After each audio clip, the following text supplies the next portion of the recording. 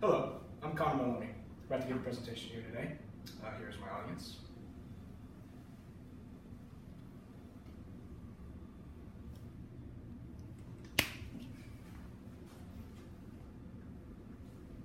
Since about 1945 to 1991, there was one word that terrified America more than any others: communism.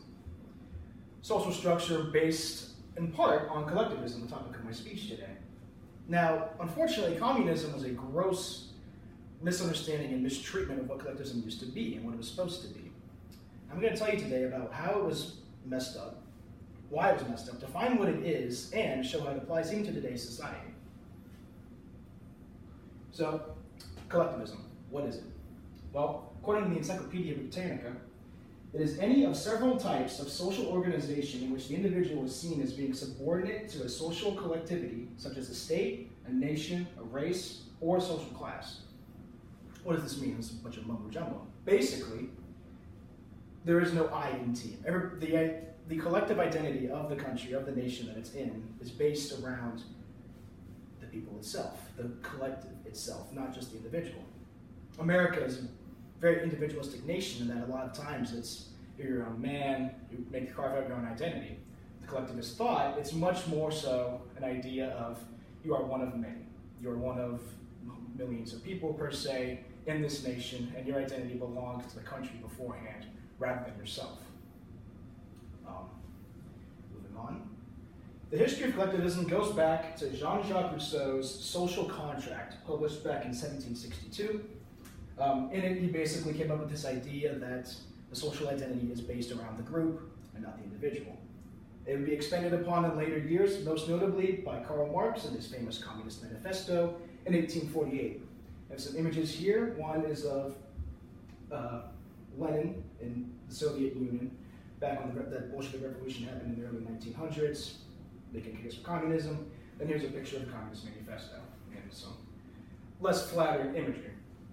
This less flattering imagery is unfortunately what has caused collectivist ideas to be heavily criticized and heavily, how would you put it, negative reactions to it.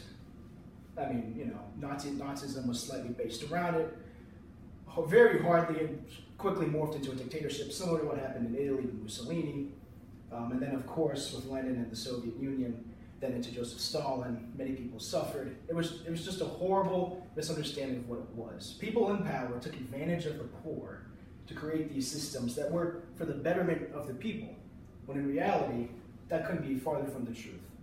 It was grossly turned into this horrible machine of suffering for the white people. Allowed the power to stay in power and let the lower people do nothing about it. For example, in the Soviet Union, it wouldn't be until 1991 that the people finally had enough and led the uprising that led to the collapse of the Soviet Union. And now today, all those nations that were formerly a part of it are now their own thing. Moving on. Now, it's not all bad. Sure, for the last 60, 70 years, it has been grossly misused and can be seen as negative. But in all honesty, it really isn't that bad. In fact, here in America, the most individualistic country in the world, there are many examples of using communist collectivist theory. Best example, a great example, would be team building in the workplace. And as defined by Dwayne Richardson, the managing director at the Corporate Challenge Events organization, which creates team building activities for corporations to use to better team projects and bonding. Team building is about understanding, appreciating, developing, and maximizing the people in your team and also the team as a unified group. If this happens, then more often than not, you will have a productive, efficient, motivated, and happy team.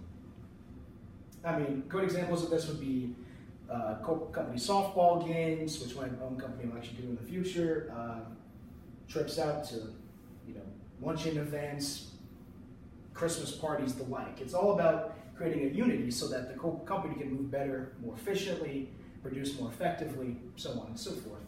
And then another good example would be sports, American sports.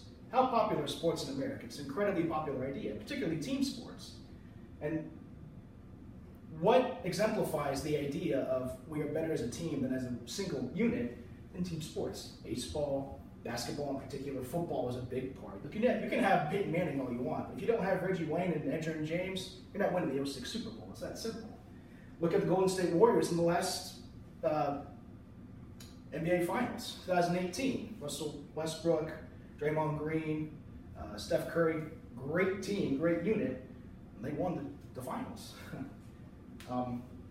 So in conclusion, I've told you about what it is, what the definition of collectivism is, its history and how it was grossly misinterpreted to create some bad times, how it actually isn't that bad and when used properly can help people, and how we see it today in many modern examples.